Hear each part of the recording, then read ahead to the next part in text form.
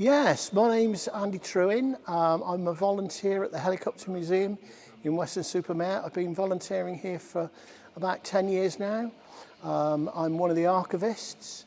We collect various things associated with helicopters, and that allows us to catalogue them and record them for future use, either for restoration, parts of restoration use, or to assist with perhaps a part of an aircraft that's been broken accidentally by a member of the public, so we can then come along and replace it.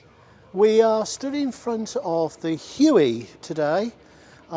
This is a Vietnam era helicopter which was used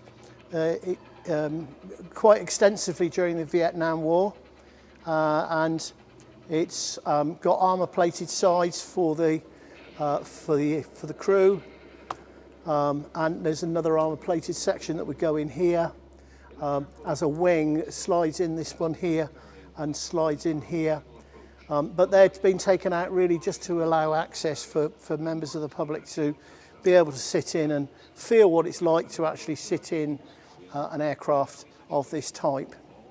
The display we've got here is to commemorate and to show parts of a battlefield dress for perhaps medical equipment, because this could be used as a medevac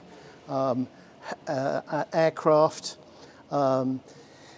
And it goes into detail some of the weaponry, some of the smoke grenades that were used, and some of the details of the videos that are being shown are actual videos from the time that were showing the deployment of troops into the field. We then go on to some of the battle honours and some of the patches that were given to the crews, and clearly war's not a very nice thing, but these guys had to go and do it, and they made the best of it they could. Okay, it crashed once upon a time, and it was recovered and repaired. I don't know what year that was in. You can see there's a sand filter up the top there with all the little holes in it.